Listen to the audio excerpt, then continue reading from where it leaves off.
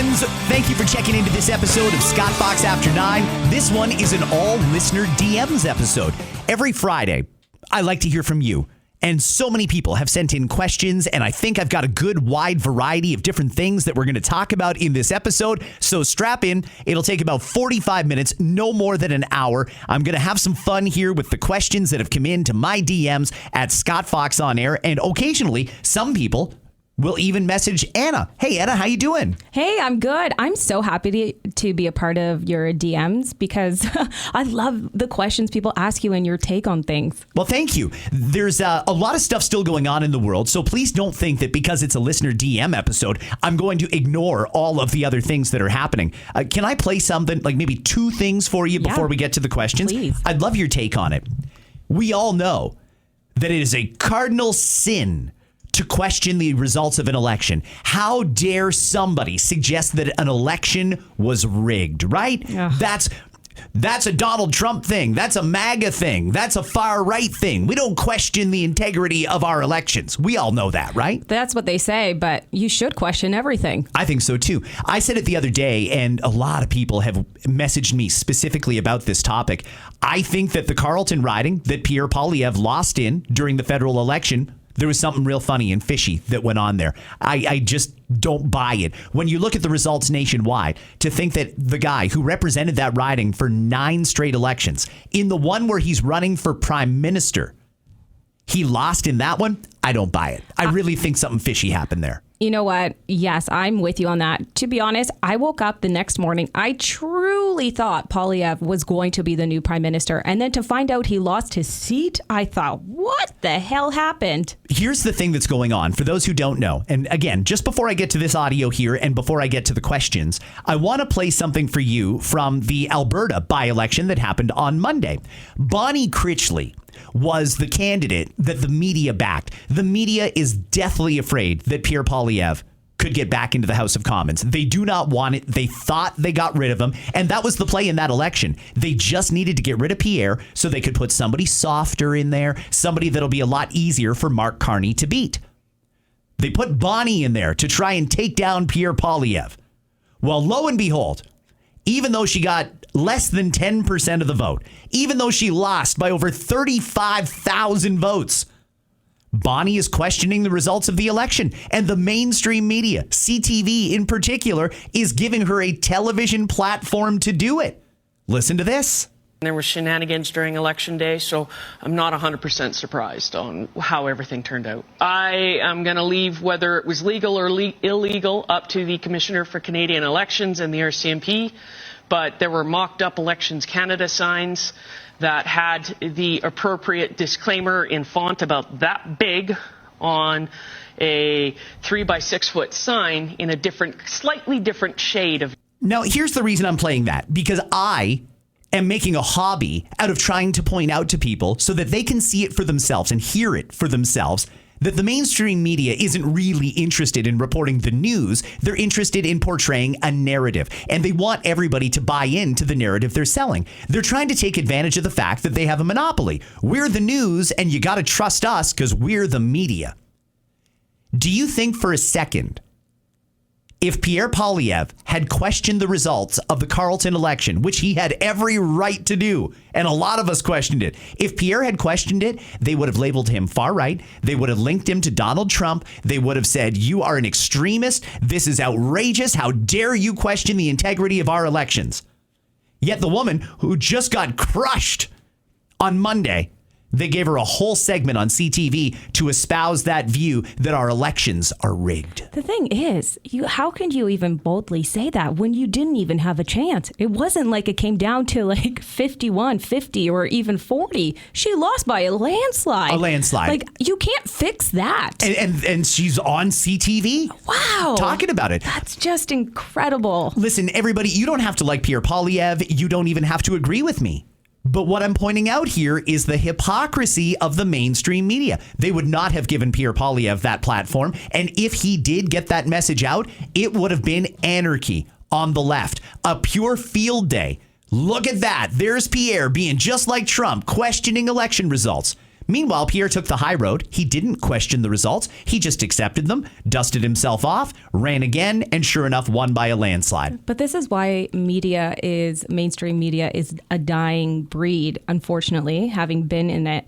Everybody should have a voice and a platform to speak. And so when you don't present somebody the opportunity, they do it on themselves. And then that's where people go and flock to and trust. Instead of putting one, you got to put the other. So listen to what everybody has to say, even if you don't agree with it. That's what news was all about. One more thing I want to play, still in Alberta this time. And what's up to my Alberta listeners? I got so many of them out in Alberta. I love that. Thank you very much if you're a regular listener out west. Your premier, Danielle Smith, was asked about something that happened in Ontario on Monday, talking about castle laws and stand your ground laws. I think the vast majority of the country agrees we need this. Legal protections for homeowners that if somebody comes into your home, you can use whatever force you think is necessary to defend yourself, your family, and your property. Danielle Smith got asked about castle laws yesterday. The audio isn't great, but you're going to get the message. Where a man is now facing criminal charges for defending himself from a home intruder. What are your thoughts on that situation? Well, if you don't want to get shot or beaten up, don't break into people's houses. Pretty straightforward. Can I just say, can you just put in the Dr. Dre, ba-da-da-da-da? Do you know what I mean to that? Because it's so true. If you're going to break in and you're going to mess around, you're going to find out. I'm sorry. I'm so against this poor gentleman getting charged when he was woken up during the middle of the night to an intruder. And yeah, he used a knife to defend himself. And they say, oh, you should stop at a certain point in terms of like violence or whatever. But when you're in that situation, you don't feel that, oh, I should stop now. You fight like your life is dependent on it. Some people are trying to make the case that you have to only use reasonable force, which is what the law says. I don't know how somebody could be expected to make that judgment under those circumstances when they feel threatened to begin with. But what they're saying is, if you've got the person on the ground, if you've got them subdued and you're sitting on them and they can't really do anything, it would be wrong for you to start hitting them again because they're subdued and they're not fighting back. The threat has basically been minimized once you've got them subdued. I don't think so. I think if you came into my house, I can use whatever force I think is necessary and defend myself. I think that if you have something like a weapon in your home, it's totally fair game to use it. Like Danielle Smith said, if you don't want to get shot, if you don't want to get beat up, if you don't want to get stabbed and possibly even killed, again, don't break into people's houses. That's what it comes down to. That's a common sense answer from Danielle Smith. Common sense. Let's get to some of the questions on listener DMs, Anna. All right. So we're going to start off with Jennifer. So I just listened to last Friday's pod. When it comes to being scammed on TikTok, you can report a community violation, but unless the celeb is verified, you can't report for impersonation of a celebrity. So there isn't any accountability. I believe it. I don't think that our social media platforms are particularly interested in protecting us. If you think about the amount of money that gets lost every single day to some of these scams, this is a serious, serious problem. The police don't seem to care. You can file a police report and maybe they'll send it up to their cyber unit, but I don't know if anybody's actually following up on these things. We have actual victims of crime, people that have lost their life savings because they got scammed online. The banks will wash their hands of it and say, well, you authorized it, so it's on you. The police can't really do anything. The social media platform should at least accept a bit of responsibility that if it happened on their platform, they're partly culpable in all this. They're the ones who allowed it to happen and somebody to create that fake account to lead the scam. So I don't understand why the social media companies aren't on the hook for stuff like this. It's a big problem. Jen, thank you for listening. I recognize it, and I don't know what the solution is, but I have a feeling that if we went to Facebook and we went to X and all these other companies and said, if somebody through your platform scams somebody out of, say, $50,000, you either tell us exactly who that person is, and if you can't find them, that's your problem. You reimburse the $50,000. Yeah, I like that way. Then you watch and see how quickly things will change when it comes to online security. That's a really good take. I like that. Matt, question for you. You've mentioned it before, but you said you feel like we're going to have another federal election later this year. You stated the reasons why, which I agree with, but how could an election actually come about? What has to happen, or who pulls the trigger on that? Hope that makes sense. That's from Matt. Matt, thank you very much for the question. Yeah, I do see a scenario where we're having an election. In fact, Pierre Poilievre got asked a question about this very topic just the other day. Can I, before I give you the answer, play a little bit of what Pierre said the other day? Yeah, I'd love to know. Okay, this is Pierre Poilievre answering a question about when we're going to be voting. Good morning, Mr. Poilievre. Amrit Paul Brar from 600 AM, Shere Punjab Radio. Yes. Congratulations Thank for you, sir. getting a seat back. Great to be back. Thank you. Just a quick, precise, and to the point question. When can we expect elections? You mentioned so many failures of this government. When can we expect another election? All the easy questions. Listen, we had an election in April the 28th. It was a very close one. And what people are seeing is that Mark Carney, while he made grand promises of change, he's even worse than Justin Trudeau. Under his leadership, our deficit has grown, unemployment is rising, $60 billion of net investment has fled our country. The U.S. tariffs have doubled on Canada, and Carney is now losing a trade war with China. He is clearly failing to live up to the massive promises that he made. And while he gets gushing media coverage for meetings and photo ops and grand announcements that amount to nothing, Mark Carney is one walking, talking, broken promise. And our job in the fall session will be, one, to hold him accountable for the failures that are costing you more, endangering your family and weakening our country. But two, we're not just going to oppose out of control liberal crime, inflation, immigration, housing costs. We are going to propose real solutions that will mean stronger take-home pay, safer streets, secure borders, and a self-reliant Canada. When the election will happen is unknown at this point. But what we do know is that when Canadians do one day go to the polls, they will be choosing between more liberal cost, crime, and chaos, or Conservatives who will give you stronger pay, affordable life, and safe streets. Thank you. Wow. So he didn't commit to a date, but that's the agenda for him going into this fall session. Here's the way it's going to work, Matt. The Liberals now can't hide behind anything. You know what they did in the summer? End of June there, quick couple of weeks worth of Parliament. They passed the stuff they wanted passed, not the stuff Canadians wanted passed. Canadians wanted bail reform and other things. And the Liberals could have done it, but they didn't because they're not interested in that. Everything got pushed back to the fall. Well, now there's nowhere to hide. The filibuster from last year under Trudeau is over, and the Liberals are going to have to stand on their record. And yes, it is now Carney's record as well. They have to present a throne speech. They're going to lay out a grand vision for Canada under Mark Carney. That's a confidence vote. We have to vote to accept the throne speech. If the other parties don't accept that throne speech, bam, that triggers a series of events. The Governor General will go to Pierre Poilievre and say, the Liberals have lost the confidence of the House.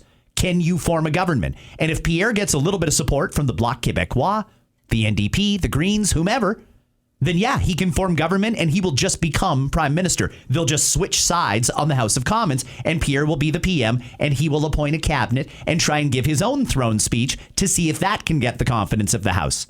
If Pierre says, no, I can't form a government, my confidence votes will not pass, so we got to have an election, then the Governor General will dissolve Parliament. It could in theory happen at the end of September. But if it doesn't happen at the end of September, there's other things coming too that are also confidence votes. The Liberals cannot lose a confidence vote or Pierre Poilievre is going to get a shot at being prime minister. That's all there is to it. The budget is the big one. When you look at the finances of this country, when you realize that we're in a recession and we are shedding jobs like crazy here and losing companies to America and around the world, we are not competitive. I don't know which party would vote to keep that Liberal government in power. I don't know which member of Parliament would side with the Liberals to approve their budget, which is going to say that we're at least $100 billion in deficit. Who would vote to endorse that? Only the Liberals. If the NDP and the Greens want to get behind the Liberals, then that tells you everything you need to know about the NDP and the Greens, that they'll support a $100 billion deficit and growing. I don't think any parties are going to support it. And if they do, shame on them, because no one should. But all it takes is the Liberals to lose one confidence vote, and the Governor General is going to phone Pierre Poilievre, summons him to Rideau Hall, and say, can you form a government? And if he can, bam, he's the prime minister. If he can't, we go right to an election. Can I say two things, please? Yeah. I know I'm not part of listener DMs, but two things. First of all, the way you break down politics, I love it. I've never understood it until you started speaking about it. And then I'm like, okay, I can follow this easily. Thank you for that. Also, do you think Trudeau is breathing a little bit easier that he's not as hated anymore as potentially Carney now going forward? Well, I think that Trudeau doesn't have anybody that supports him anymore. Like, I don't think he's gotten any popular. I think he probably takes some satisfaction in, so you guys replaced me with Carney. You kicked me out and told me to shut my mouth during the election. Okay, now your guy is very unpopular as well. It doesn't make Trudeau any more popular, but I'm sure on some level it is a little satisfying to see the guy that replaced him and promised he was the greatest thing since sliced bread now being dragged through the mud as well. Carney had his chance. You know what Mark Carney should have done? Mark Carney should have done more that people wanted done. And one of the things he could have done is had the House of Commons sitting through the summer. It would have been an easy one for Mark. There's no Pierre Poilievre in the House. It was just him versus Andrew Scheer. That would have been fine for Mark. And he was in that honeymoon phase anyway. He probably could have built up more support. But he didn't do it. He chose to take his vacation. He chose to put all his eggs in the basket of Donald Trump, assuming they would get a trade deal. And when the trade deal didn't happen, bam, now people are turning on him. I think that August 1st deadline, something clicked in this country and people realized, hey, wait a second. That's not what you said. That's not what we voted for. Mm-hmm. And by and large, he's starting to wear it. You're starting to see cracks in that Liberal coalition. You're starting to see regular middle of the road uncommitted voters, people that sometimes vote left, sometimes vote right. Those people that put Carney in the prime minister's office, even they're now starting to say, we got conned. And I think that, well, maybe Trudeau has that level of satisfaction, but I don't know how he's feeling. I'm just glad he's gone. You know, Carney getting elected was permission for everybody that is liberal, but didn't want to turn on Trudeau because they didn't want Pierre to be elected. Now that Carney's there, it was like permission for liberals to admit he was scum and he ruined this country. Okay. Well, I like that take. Keeping with politics, Walter, a couple questions regarding Pierre Poilievre. You mentioned something about triggering a leadership review. So if he has to go through a leadership review, who do you think would win, Ford or Poilievre? And if we ended up going back to elections and if Poilievre won before the leadership review, does this mean the Conservatives don't need to have a leadership review? I wonder if you could explain briefly what you think could happen. And thanks for all that you do with Anna on air. Great. Thank you very much. That was Walter. All right, Walter, here's the way it works. Because the Conservatives did not win the last election, that means there is a mandatory leadership review. The Conservatives in January are going to hold their convention, and it's going to be it's like a confidence vote on Pierre Poilievre. Had Poilievre not won that by-election on Monday as decisively as he did, might have been questionable. But if the party says we have confidence in our leader, then he stays on, and there's no reason to think that they won't. I think he's going to sail right through that. He might even be the prime minister before we have this convention. It's entirely possible he could become PM in the next few months. If he doesn't survive that, then we have a leadership race. And Poilievre could run in it, but he would be running against anybody else who wants to throw their hat in the ring. Who wants to throw their hat in the ring? Well, you get some of the typical deadbeats like Jean Charest. Jean Charest, who is really not that conservative. I don't think many people outside of Quebec are going to vote for Jean Charest. I just don't see it. You know, there was a time when Jean Charest seemed like the next leader of the Conservative Party, and he might have been great. That time has gone. Charest, if you're thinking about it, get it out of your head because you're not going to win. Tim Houston seems just delusional enough that he might throw his name in the race. I can tell you that's going to be a massacre. He's going to lose worse than Bonnie Critchley lost in that Alberta by-election. On Monday. Doug Ford's an interesting one, though. I don't think you can ever write off Doug Ford. Doug is in an interesting position right now, and here's why I say that. Doug should have been the next Brian Mulroney. That was going to be his legacy. How many conservative premiers have won 3 straight majority elections and counting? He could have been the next godfather of the Conservative Party, but he couldn't shut his mouth. He got all weird about Donald Trump. He started coming unhinged every time Trump came up. People think he's got the Donald Trump derangement syndrome. And he wouldn't support Pierre Poilievre. And a lot of conservatives feel that had Doug done what he was expected to do, support the party line during the last federal election, we may not be having this conversation. But Doug, who does get a lot of support in the middle, not just conservatives, there's right of center or slightly left of center voters that will vote for Doug Ford. He has a record that he can run on. Some of the record's good, some of it is not good. Healthcare, complete failure. But he has done some things that have been wildly popular. Doug would be formidable competition, I think, for Pierre. Anybody who says he wouldn't, I think, is lying to themselves or doesn't understand the landscape. Doug Ford has a shot, but Doug is rapidly pissing it away by going the route that he's going and constantly saying that Mark Carney's doing a great job when every average, middle-of-the-road, middle-class Canadian can clearly see Carney's not doing anything. You know, he had a phone call with Donald Trump yesterday. Nobody will say what happened on the call. They'll just say they've made progress towards whatever. That's not an answer. We're no closer to a deal with America, as far as I can tell. If we were, somebody would have leaked it to the media or been bragging about it because they need some good news going into the Labor Day weekend. Carney hasn't done anything, and yet Ford keeps saying he's doing a great job. Bah, bah, bah. Ford's got to switch. He's got to pivot. He's got to get off this track that he is on and get back under the big blue tent that put him where he is. And he can still salvage his legacy as an iconic conservative politician. I just think that he is so smitten with the attention he gets from the Prime Minister's office that he's not interested in cementing his legacy as a godfather of the Conservative Party. He might just go down in the annals of history as just another guy. Well, and Brandon, touching on that, with Doug not congratulating Pierre Poilievre on winning his seat back in the House of Commons, that seems even more evident now that he is looking to run potentially for Prime Minister. In the past, I've tended to stay away from politics, but I think you've done a great job over the last few months covering everything. You've definitely helped me better understand how things work. Thank you. That's one of the best compliments you can give me. I love that. I go by ideas and I go by policies and things like that. And I can look at a person and say, that's good, that's bad. I don't make my judgment on them based on just one issue. When it comes to Doug Ford, I think Doug Ford is a great, gifted politician. I think he really has an ability to speak to the middle class on a level that a lot of politicians can't relate to. Nobody listens to Mark Carney and thinks, there's a man who understands the struggles my family is going through. Not a single person does that. Doug's a little bit different. Hey, listen, Doug could still win this. I'm not writing him off. There's people who said he couldn't become premier. There's people who said he couldn't become premier twice. Well, now he's on it for his 3rd straight term. I just think that Doug is very, very misguided in this obsession with being popular amongst liberals.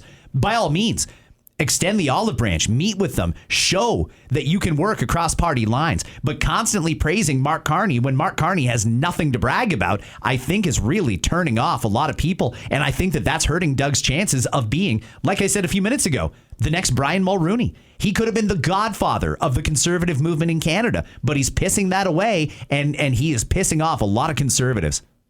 I'm still a little indifferent on it. I think he has every right to not endorse Pierre Poilievre, but I think he needs to come out and say why, and I think he needs to stop avoiding this issue and be confrontational. Here's what I don't like about Pierre. Here's what I would like from Pierre. He won't do that. He just takes these little pot shots and then goes to Mark Carney and does whatever it is those two do behind closed doors. All right. Well, Hunter, hey, Scott, glad to see that Pierre won. So if you aren't Is already... it all Poilievre questions? No, this is good. the last one. But he just wanted your take. So if you aren't already recording it, can you do a pod that focuses on what's next for Poilievre? The new landscape in the House of Commons now that the NDP are so weak, and the likelihood of a vote of no confidence or another election hopefully will take place.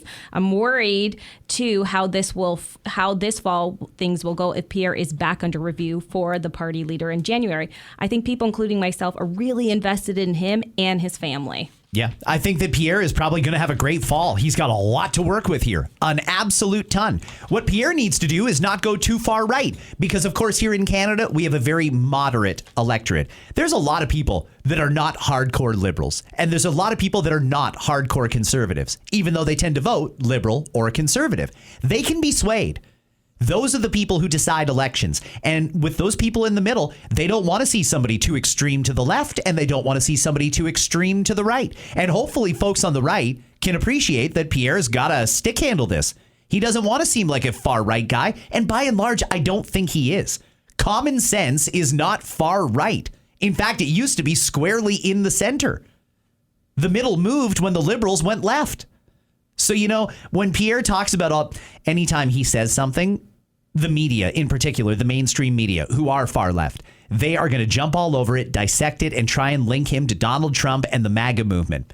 In reality, that's simply not true. If you are a middle-of-the-road conservative voter or a middle-of-the-road liberal voter, I assume you are middle class. And if you're middle class, you should ask yourself, who's doing something for the middle class? The multi-billionaire who keeps trying to get more investments for Brookfield? Or the guy who actually lived a middle-class life and talks about middle-class issues every opportunity he gets? I don't think Pierre needs to worry about this leadership review unless something goes catastrophically wrong. I've already explained the path to being the prime minister for Pierre. It could happen in the fall, could happen in the spring. I think if it doesn't happen in the fall, we're more likely to have an election this spring. Oh, wow. Okay, we're going to switch gears now with Michelle. Hey, Scott, I was denied work from home along with a lot of other city staff.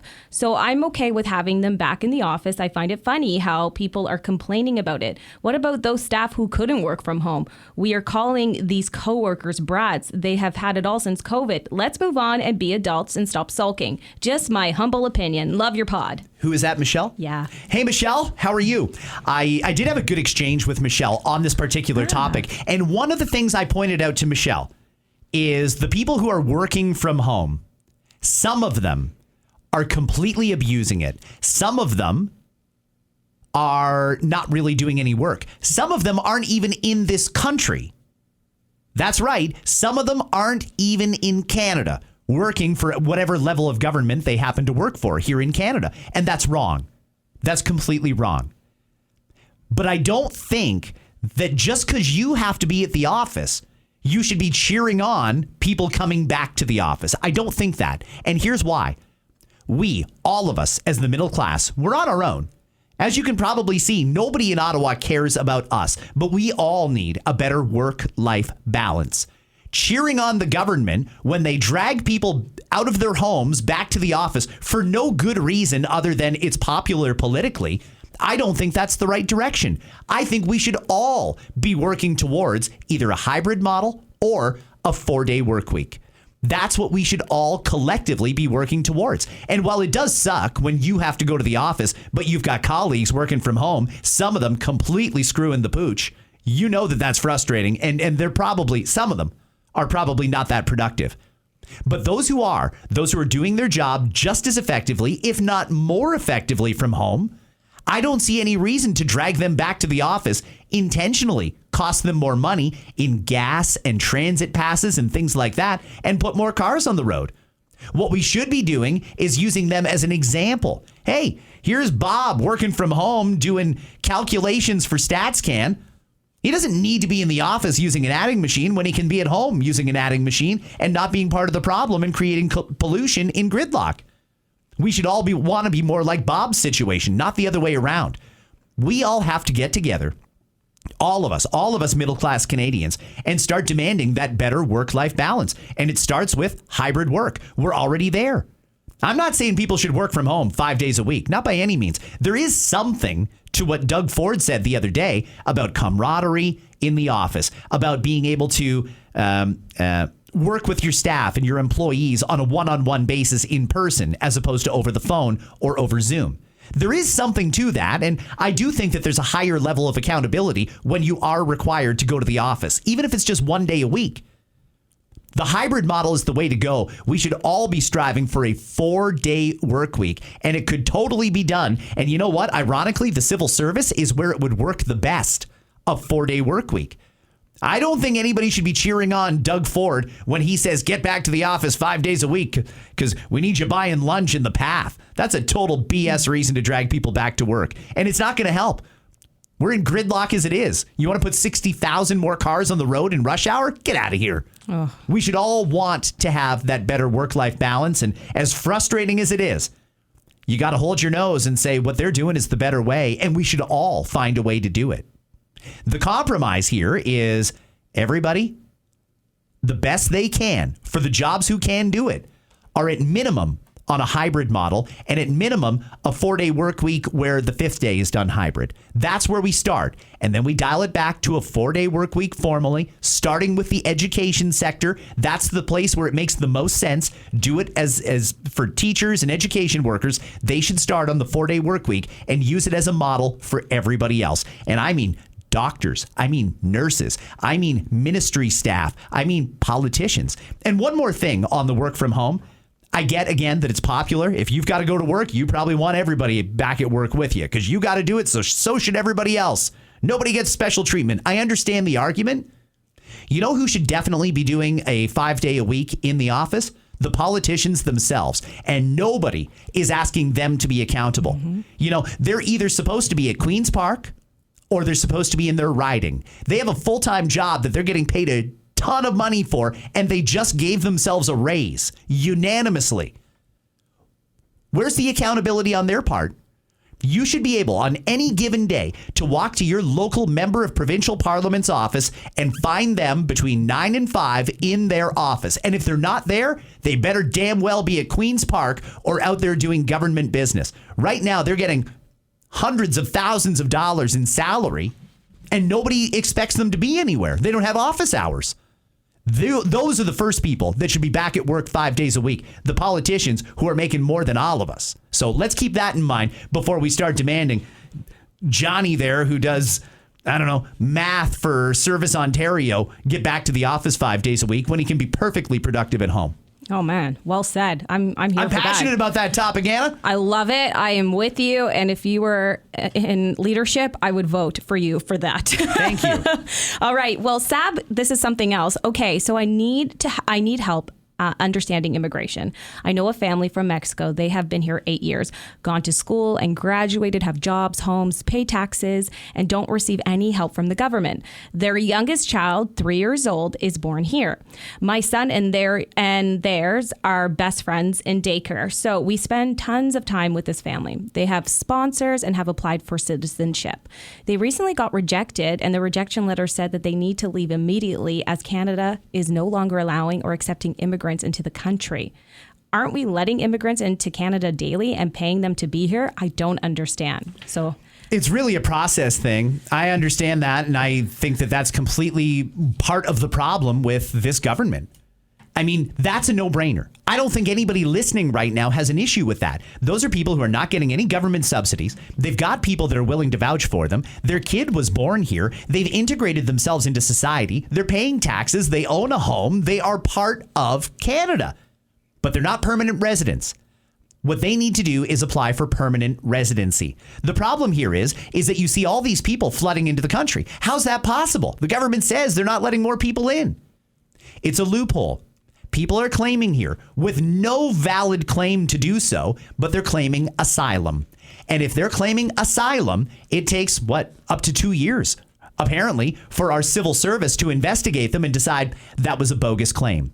But while that asylum claim is open, we let them in. We put them in hotels. We give them hundreds of dollars a day for meals. We give them all sorts of handouts. They get to use our healthcare system. If they've got kids, they'll integrate into our education system. They're taking away from regular run-of-the-mill Canadians who built this country and pay taxes here. It's the bogus asylum claims. And frankly, I don't know why we're being polite about this. If somebody shows up from Pearson Airport or at Pearson Airport and they're coming here from... Give me a country, any one of them. Tanzania. Coming here from Tanzania. They might have an actual valid asylum claim. Let's use something a little bit more moderate. Argentina. They're coming from America. Oh, okay, yeah. I want to claim asylum. Well, that's a completely bogus asylum claim. We aren't giving out asylum to Americans. That's ridiculous and preposterous. But we got to hear their claim. We got to put them through the process. Somebody should be standing there, a justice of the peace, an immigration officer that can make these decisions, anybody. Stand them right there at Pearson. If somebody says, I'm claiming asylum, great, come with me, sit in this room, 5 minutes to make your pitch. Tell me why you deserve asylum and rule on it right then and there. Don't even let them through customs. If it's a bogus claim, put them on the next plane right back out. Don't let them touch Canadian soil, because once they do, they're here. For some reason, though, we just let them in, and I don't understand why. Clean up the asylum situation, and then we'll have a lot less unfettered immigration here. Yeah, I do feel bad for that family. Oh, and even these people that have these bogus claims, even after a couple of years of us taking care of them, even if their claim is rejected, half of them don't leave anyway, and nobody is looking for them. And they figured that out. All right. Well, switching to Air Canada, speaking of Pearson Airport, Kayla, I just wanted to chime in on the Air Canada flight attendant labor issues. Just so you know, all flight crew get paid this way, flight attendants and pilots. Pilots do a lot of work pre-takeoff and aren't paid, but flight crew get paid differently than a regular 9-to-5 job. They get paid for flight credits. Not exactly sure how it works. My pilot husband has tried a few times to explain it to me, but it's gone over my head. I really think that Air Canada should have explained to the public how their pay system works so everyone could calm down on the issue. Air Canada is not alone on this. All airlines pay their flight crew this way. This is not to say that flight attendants shouldn't get paid more per hour. Their pay rate is terrible. I don't understand what's wrong with paying people for the hours that they work. I mean, to me, that's a no-brainer. This Air Canada tentative agreement that got reached with the flight attendants, at first, they're only going to make 50% of their hourly wage for the hour before the flight takes off. 50%. How is that possible when we have a minimum wage in this country? You know, if they're getting paid $20 an hour, they'll only get $10 for that first hour until the door closes. And while I'm sure that the flight attendants are happy to get more money, it doesn't change the fact that the issue here that most Canadians had is nobody should work for free. Nobody should work for free, and we have a minimum wage. That means you cannot pay less than the minimum wage. I won't blame the flight attendants if they reject this deal, because I think it's bull. If you get to the airport at 6 p.m. for a 7 p.m. flight, you should be paid your hourly rate for that hour. And if the flight takes 5 hours, that's 5 more hours. And then if you are on the ground for whatever reason, maybe a gate's not available, when you get to where you're going, you get paid until that plane docks. And that's all there is to it. Why is that so hard to figure out? If pilots aren't getting paid for the time that they're on the ground waiting for the flight to take off, that's nonsense too. I don't understand that. But I will say you're absolutely right. Air Canada has done an absolutely horrific job at managing the public relations aspect of this. Nobody is on their side. And full credit to flight attendants from WestJet and Porter and Flair and all these other airlines, because they kept their mouth shut. They know that whatever Air Canada got, they're going to get in their next contract. They didn't even have to fight the fight. The Air Canada flight attendants did it for them. That's the new standard. And I'm fine with the new standard. However, we got to pay people minimum wage or their minimum wage. Nobody should make less than whatever the minimum wage is. Nobody should work for free. And if pilots are doing this, well, I don't blame them if they want to go out on strike too. Fix the problem. Or whatever this situation was that allowed the flight attendants to be in a situation where they don't get paid till the plane takes off, double down on it and just say, this is the way we pay in the airline industry. You get paid for the flight. Yes, you have to do some pre-prep. Well, that's all there is to it. I have to do pre-prep at my job too. I've got to plan out an entire show before I even do it. I don't get paid for that. That's not part of my job. My job technically is from 5:30 in the morning until 9 in the morning. Every job, most jobs, come with a little bit of prep. And you don't necessarily get paid for it, but that's outlined in my contract. If Air Canada has a contract that you only get paid for the flights, then the flight attendants should honor that. If they want to change it, and clearly they did, okay, fine.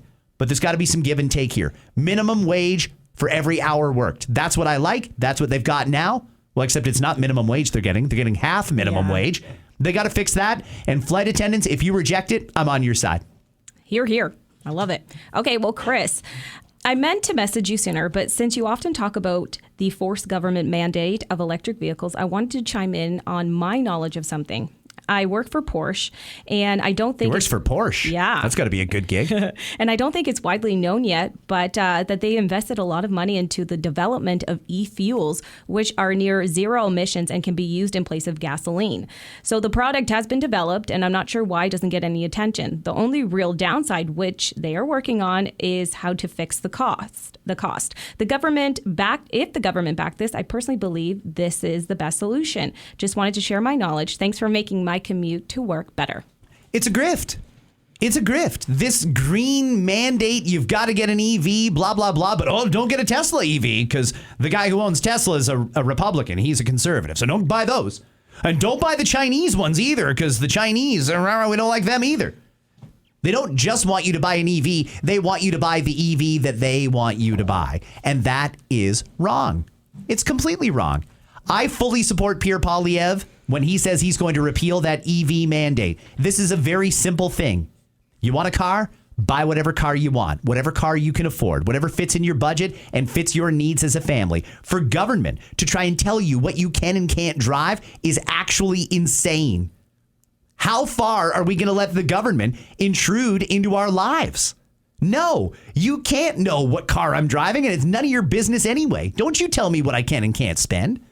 The problem here is that they've created this mandate, and they only want you to drive certain EVs. God forbid it's a Chinese one, which, by the way, I'm told, if these tariffs weren't in place, these 100% tariffs, we could all be driving Chinese EVs for like 20 grand or less. Wow. That's how cheap they are. And they're pretty good cars, nearest I can tell. But no, the government only wants you driving EVs from Volkswagen, EVs from Ford, EVs from Chevy, EVs from whomever. Anybody but Tesla, basically. That's wrong. It's none of their business. And by the way, we want prices to come down, not go up. We went all in on these stupid battery plants here in Ontario, and I frankly don't understand why. I think we backed the wrong horse. The future of vehicles, I'm not sure about the e-fuels that he's talking about, but hydrogen is the way to go, as nearest I can tell. And I don't think we're even going to have this EV conversation in 20 years because there will be alternate ways to fuel your car. Ride this out. Let's hope the EV mandate goes so we don't all have to buy one EV before we can get our choice back. And let's hope that common sense prevails. All right. And by the way, there's nothing wrong with gas-powered vehicles. We've been doing it that way for a very long time, and it's worked well until now. We've made incredible innovations in making those fuels, regular gasoline, much more green. Our entire economy is predicated on oil. Why on earth would we get away from gas-powered vehicles other than it's a grift and somebody's making money off this EV mandate, and they're not being honest about it or upfront about it? All right. Well, there's only two more questions from your DMs.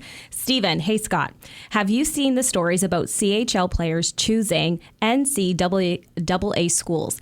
Gavin McKenna, expected to be the first overall pick in next year's NHL draft, is heading to Penn State with a $700,000 deal at 17. My hometown team, the Kitchener Rangers, lost a top player to Michigan just a week before training camp.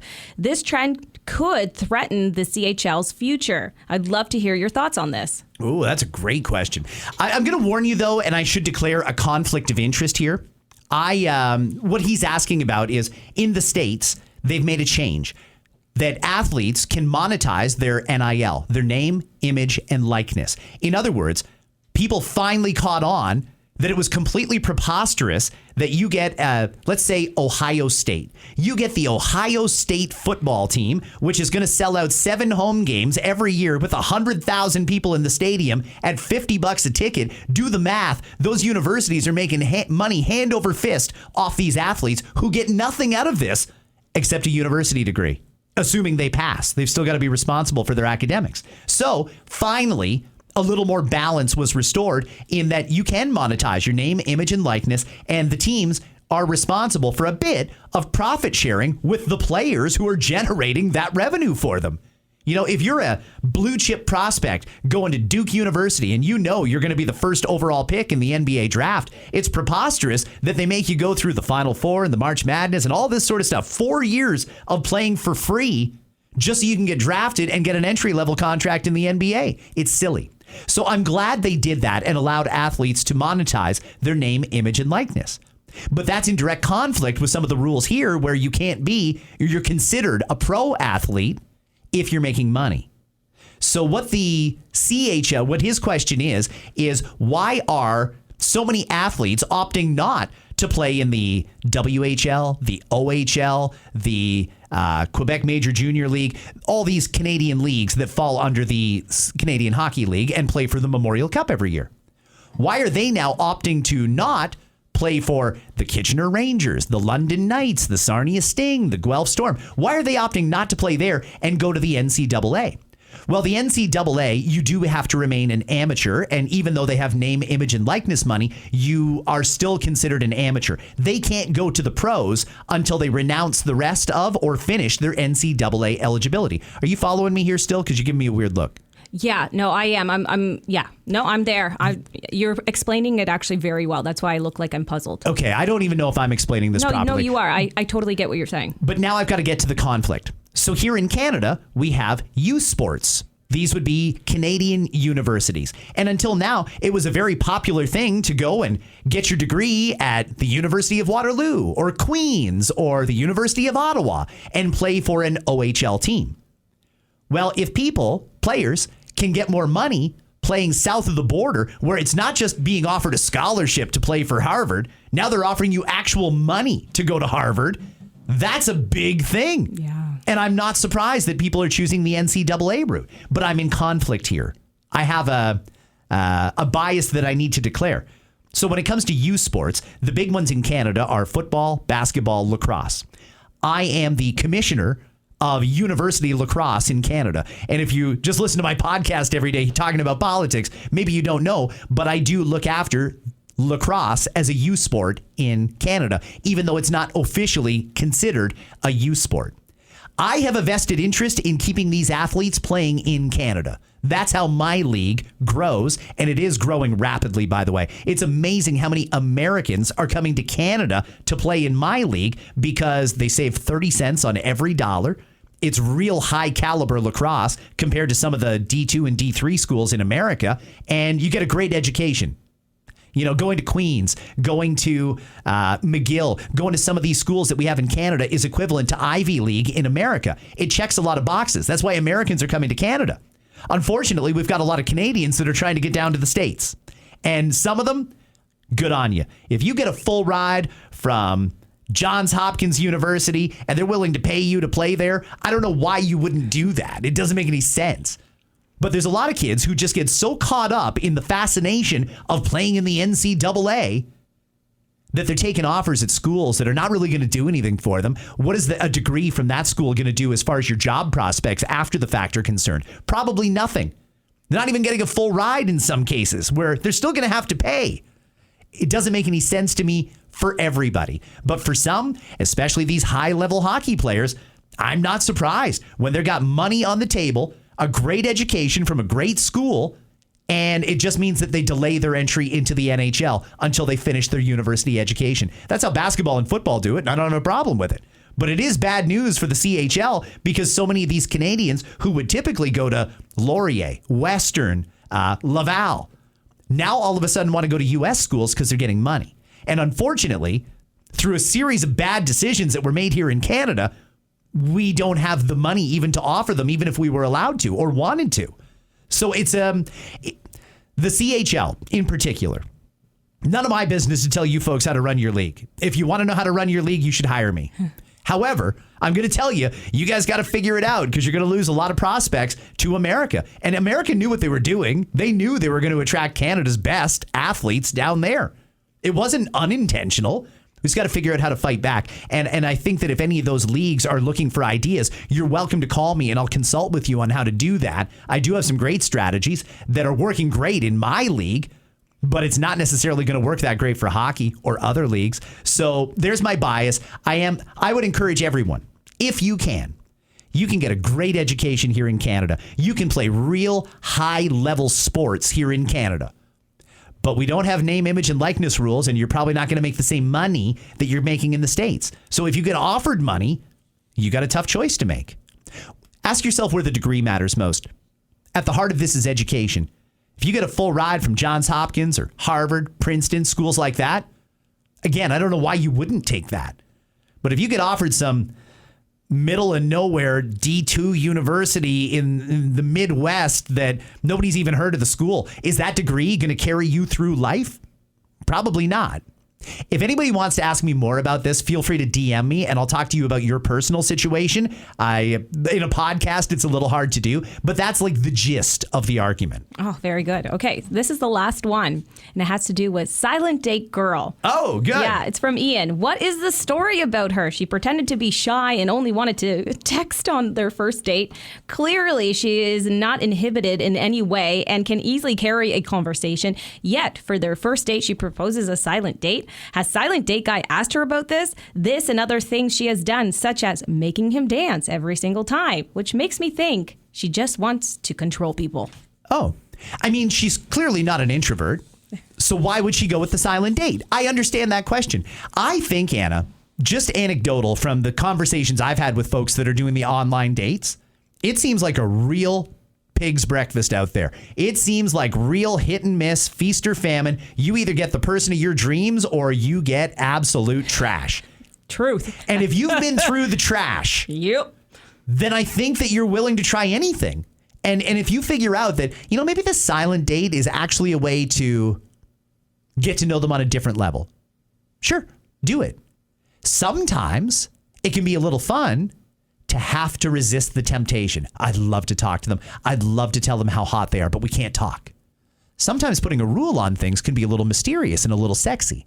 I don't know what her specific reasoning for it was, but you certainly can't argue with the result because here we are. So as much as people crap on that stupid silent date that they had months and months and months ago, it worked. Look where they are now. It's just wild. I can't believe all this has happened. And yeah, that they're happy. Wow. I'd like to hear from somebody else who's gone on a silent date. Yeah. She can't be the only one who's proposed it. Did you do it? And did you like it? Did you get anything out of it? Did you like not having to talk? Or was it interesting to not be able to talk? What was it? Tell me about it. What was the fascination there? Or what was the pain in the butt there? I really want to say something to you, but let me get my phone and type it out. I've got a text here. Hang on. I got to reply to that quick. What was it? Was it good, bad? Are you indifferent? Did it help you see the person in another light? Or did it build up that pent up frustration and you were just happy when you could talk to them? Sometimes that's a neat thing. Tell me how your silent dates worked. I'd love to hear from it. Slide into my DMs. Ah, that's funny. Yeah, sometimes I wish somebody would just stop talking. Yeah, I hear you. That's all the questions, right? Yes, they were wonderful. Friends, thank you. Those were great questions, and I could talk about this stuff all day long. Thank you so much. I appreciate you very much for listening to this episode of Scott Fox After 9. Next week, doing another at least 4 episodes next week. I might take an extended long weekend, just so you know, but that's so I can recoup because I am well aware that come next Tuesday when school's back in, I'm going straight through for about 2 months with the exception of Thanksgiving. So I might take a break at the end of next week. I might not. We'll play it by ear. But either way, hit that subscribe button if you haven't already. Tell a friend. I would really appreciate that. And if you want to weigh in on anything that I said, you want to call me out, you want to agree, disagree, whatever it is, slide into my DMs at Scott Fox On Air. I'll leave you, as always, with the sounds of Pat James and The Whole Truth. Hey now, Anna, have a great weekend. You too. Oh, yeah.